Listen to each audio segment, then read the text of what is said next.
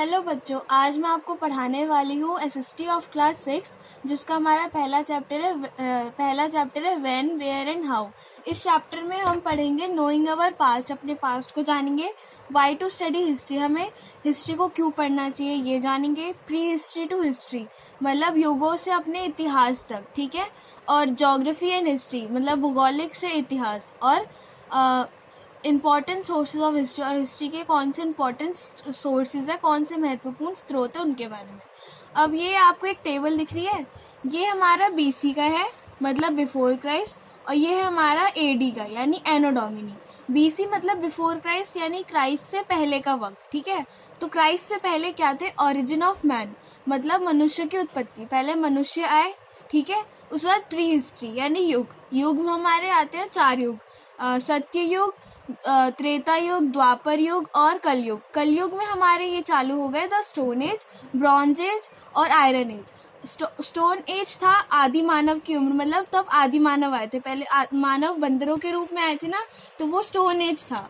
कि उन्होंने stone age को वो कहते हैं जिसमें सारी चीजें उन्होंने स्टोन की यूज करी। उसके बाद सीधे धीरे धीरे ब्रॉन्ज एज आई, फिर आयरन एज, और ऐसे ऐसे और एंशियंट, फिर आई हमारी एंशियंट हिस्ट्री।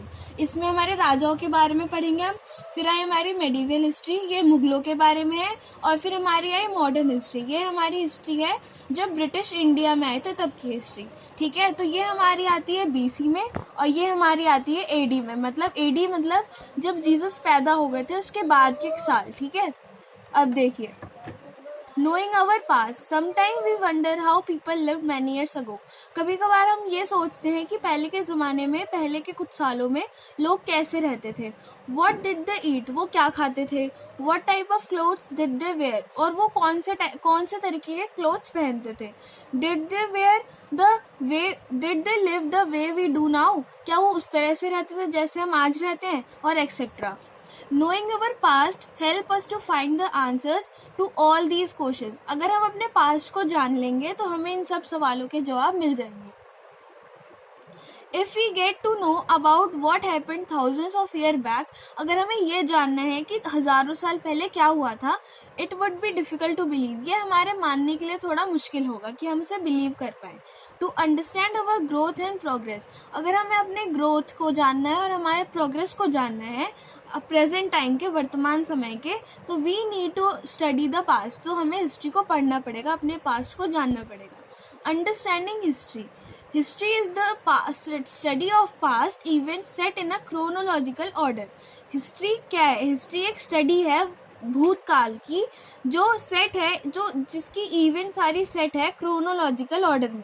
अब क्रोनोलॉजिकल ऑर्डर क्या है? क्रोनोलॉजिकल ऑर्डर मतलब तिथि क्रमानुसार यानी कालानुक्रमिक। मतलब कि जो इवेंट, जैसे इसमें आपको दिख रहा है ओरिजिन ऑफ मैन, फिर प्री हिस्ट्री, फिर स्टोन एज, ऐसे ऐसे जो लाइन वाइज जो हमारे इतिहास चलता गया उसको हम क्रोनोलॉजिकल ऑर्डर बोलते हैं। ये क्रोनोलॉजिकल ऑर्डर हमारे आर्कियोलॉजिस्ट और हिस्टोरियंस ने बनाए थे, ठीक है।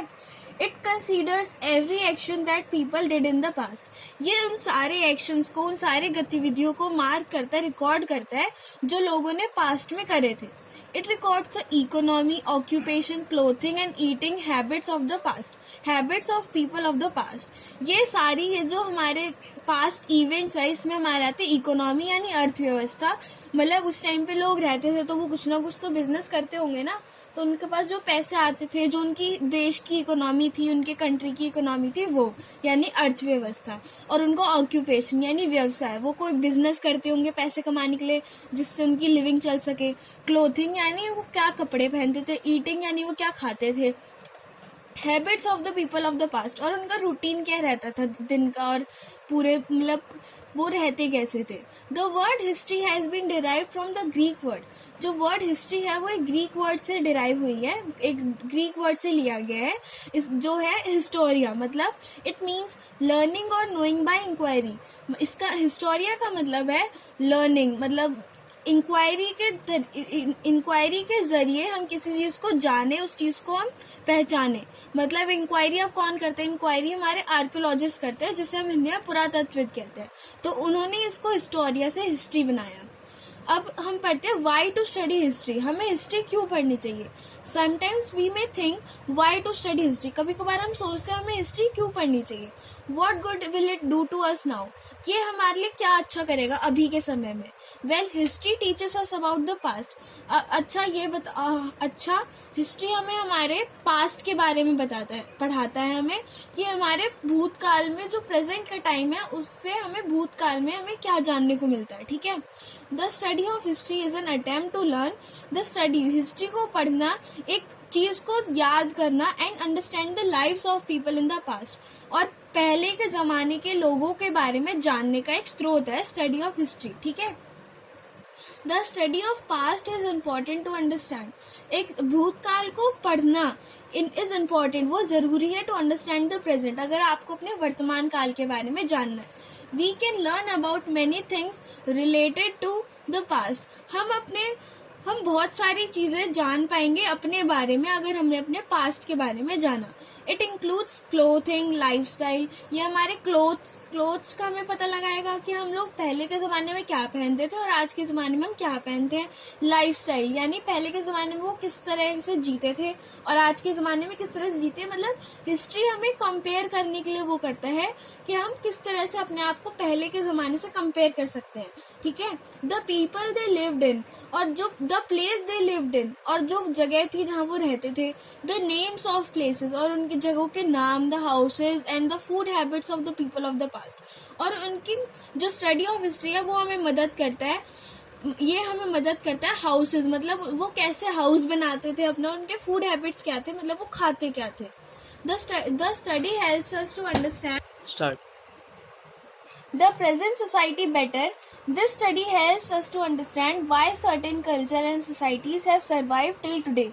अगर हम अपने पास्ट सोसाइटी को जानेंगे तो हम अपनी प्रेजेंट सोसाइटी मतलब समाज, उसको जानने के लिए, वो जानना हमारे लिए कई गुना बेहतर हो जाएगा। This study helps us to understand why certain culture and societies have survived till today. अगर हम अपनी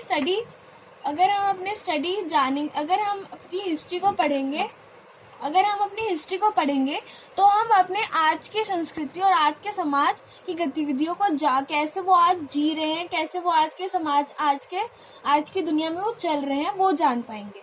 and why others have perished, और कुछ समाज जो अभी खत्म हो गए हैं, जो अभी मारे गए हैं, जिन्हें अभी नष्ट कर दिया गया है, वो क्यों नष्ट हुए, इनके बारे में भी हमें अपने पास से ही पता चलेगा।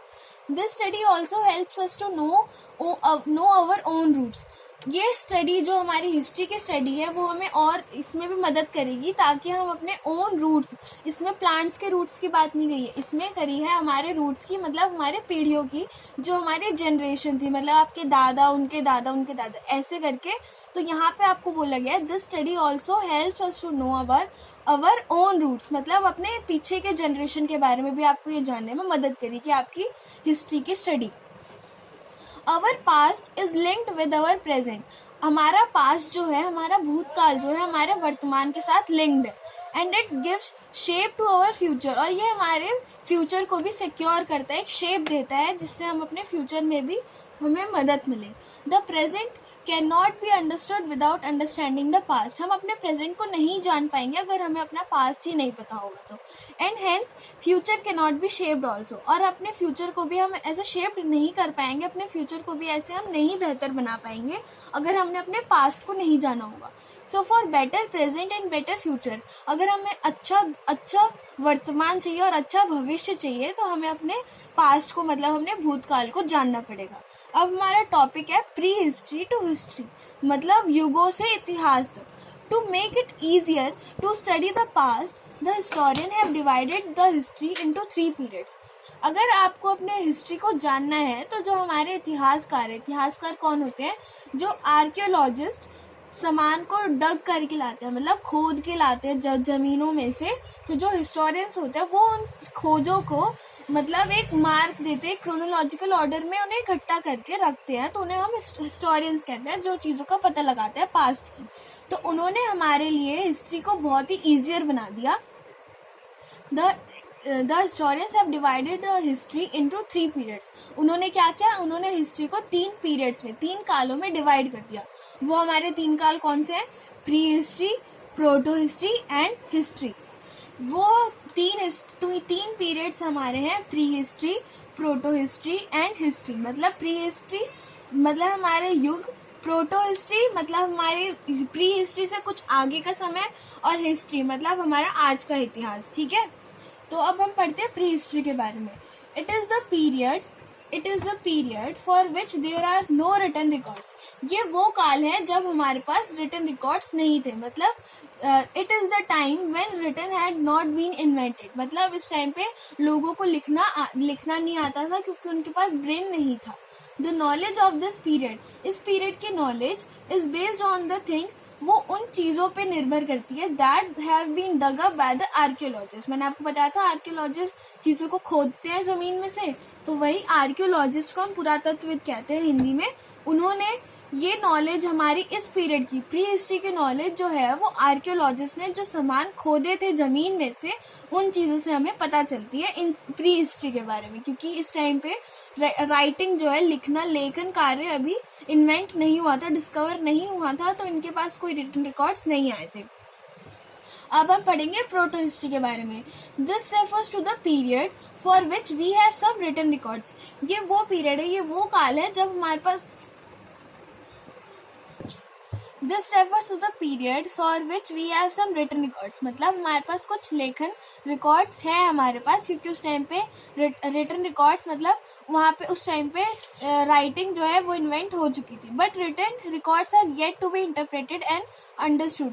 पर उनकी राइटिंग उस समय लोग ऐसा लिखते थे जो हम समझ नहीं पाए। जैसे इंडस वैली सिविलाइजेशन में, वो अभी आप आगे पढ़ोगे वो क्या है, तो वो हमारी आती है प्रोटो हिस्ट्री में। उस टाइम पे रिटन रिकॉर्ड्स इतने अच्छे से उन्होंने नहीं लिखा था जो हम जान पाए और उसे ट्रांसलेट, इंटरप्रेटेड मतलब हम उसे ट्रांसलेट कर पाए, उसे एक नई भाषा दे पाए। ठीक है, अब हम आते हैं अपने हिस्ट्री पर। It refers to the period for which written records are available. ये हमारा वो पीरियड है जब हमारे पास रिटन रिकॉर्ड्स जो थे वो अवेलेबल हो गए थे। मतलब it is the time period when writing was invented. ये वो टाइम पीरियड है जब राइटिंग पूरी तरीके से इन्वेंट हो चुकी थी। मतलब यहाँ पे आपने प्रोटो हिस्ट्री में पढ़ा, राइटिंग तो थी पर वो हमें जान नहीं पाते, उसे समझ नहीं पाते। तो इस टाइम पे हिस्ट्री के काल में वो टाइम पीरियड था जब राइटिंग जो है इस तरह से इन्वेंट हो चुकी थी कि हमें मतलब उसके हमें पूरी तरीके से वो समझ आने लगा था, जो रिटन रिकॉर्ड्स हमें अवेलेबल हुए थे। अब हम पढ़ेंगे importance of dates. We already know that dates in history are expressed in BC and AD। हम पूरे अच्छे तरीके से जानते हैं कि जो हमारे डेट्स हैं इतिहास के, वो हमारे BC और AD में होते हैं। जैसे मैंने आपको पहले पेज में पढ़ाया था BC और AD के टाइमलाइन के बारे में, तो वही है हमारा BC और AD। The year before the birth of Jesus Christ. Jesus Christ कौन थे? जीसस क्राइस्ट क्रिश्चियन थे जिनका बर्थडे हम 25 दिसंबर को मनाते हैं। तो वो जो है उनके बर्थ से पहले के जो साल थे उसे हम BC कहते हैं। Jesus Christ are written in BC और BCE। मतलब जो जीसस क्राइस्ट के पैदा होने से पहले के जो समय था, पहले के जो साल थे, उन्हें हम BC कहते हैं। जो हम लिखते हैं BC या फिर और BCE मतलब बिफोर क्राइस्ट और बिफोर द क्रिश्चियन इरा। मतलब क्रिश्चियन इरा का मतलब है क्रिश्चियन का काल, मतलब क्रिश्चियन की जो क्रिश्चियनिटी का धर्म है वो चालू होने से पहले का काल। ठीक है, the dates of this period are counted backward. और जो इस टाइप इस पीरियड के जो डेट्स होते हैं वो बैकवर्ड में काउंट करे जाते हैं। मतलब कैसे? जैसे कि आपका 1 जो है वो 10 से बड़ा होगा। ठीक है, अब जैसे आप इंटीजर्स में पढ़ोगे -1 जो है -10 से बड़ा होता है, वैसे ही BC में 1 जो है वो 10 से बड़ा होगा जब तक वो 0 तक ना आ पाए। For example in this period 10 BC comes before 9 BC। इस एग्जाम्पल इसका ये है कि जो 10 BC है वो 9 BC से पहले हुआ था। मतलब 10 जो है वो 9 BC से छोटा है और 9 BC जो है वो बड़ा है। ठीक है, The years after Jesus Christ's birth are termed as AD और CE।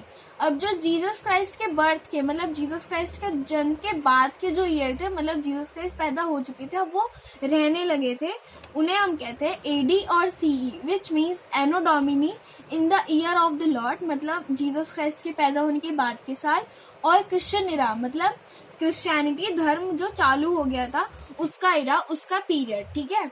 This year are counted forward, और ये ईयर जो है वो फॉरवर्ड काउंटिंग होते हैं, मतलब for example 9 AD comes before 10 AD, मतलब यहाँ पे जैसे ऊपर वाले में BC में 10 BC छोटा था ना, यहाँ पे 9 AD छोटा रहेगा। जैसे 1 2 3 4 चलता है तो 1 जो है वो छोटा होता है और 10 जो है वो बड़ा होता है ना, तो वैसे ही for example 9 AD comes before 10 AD, मतलब कि जो 9 है वो छोटा है, मतलब पहले 9 AD में जो भी हिस्ट्री बनी होगी हमारी वो उससे 10 AD से पहले बनी होगी, और फिर 10 AD में जो हमारी हिस्ट्री बनी होगी वो बड़ी होगी, ठीक है, वो हमारे पास में होगी।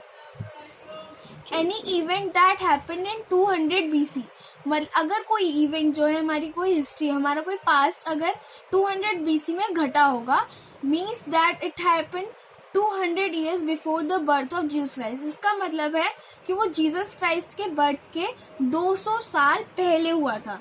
And any event that happen in 200 AD, अगर कोई इवेंट जो है, कोई हमारा पास्ट जो है वो 200 AD में घटा होगा, तो means that it happen 200 years after the birth of Jesus Christ. अगर वो 200 AD में हुआ होगा तो इसका मतलब वो 200 साल बाद हुआ है जीसस क्राइस्ट के बर्थ के, मतलब जीसस क्राइस्ट जब पैदा हो गए थे उसके 200 साल बाद ये हिस्ट्री हमारी हुई है।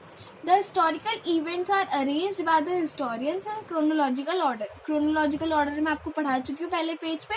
तो हिस्टोरिकल इवेंट्स, जो हमारे हिस्टोरिकल इवेंट्स है, मतलब जो हमारी हिस्ट्री है, वो हिस्टोरियंस ने, इतिहासकारों ने क्रोनोलॉजिकल ऑर्डर यानी तिथि क्रमानुसार अरेंज करी है। This order is also known as timeline, और उसे हम टाइमलाइन कहते हैं। जो हमारी टाइमलाइन वो होती है जो हमारी एक लाइन सीरीज से चलती जाती है, जैसे ऑरिजिन ऑफ मैन से मॉडर्न हिस्ट्री तक, ये हमारी होगी एक टाइमलाइन। उसी तरीके से तो हम इसी को टाइमलाइन कहते हैं। To make it more clear, अगर हम इसे और क्लियर तरीके से जाने, it can be written as timeline. तो क्रोनोलॉजिकल ऑर्डर को हम टाइमलाइन कहते हैं। A timeline is a description of historical events in chronological order. एक टाइमलाइन जो है वो डिस्क्राइब करती है हिस्टोरिकल इवेंट्स को एक क्रोनोलॉजिकल ऑर्डर। अब मैंने आपको यहाँ तक पढ़ा दिया इंपॉर्टेंस ऑफ डेट्स। अब यहाँ तक आप पढ़ो, और इसमें कोई भी डाउट हो तो आपके पास जो नंबर है आप उस पर कॉन्टैक्ट करो, और मैं आगे का चैप्टर जो है वो अगली क्लास में पढ़ाऊंगी। Thank you.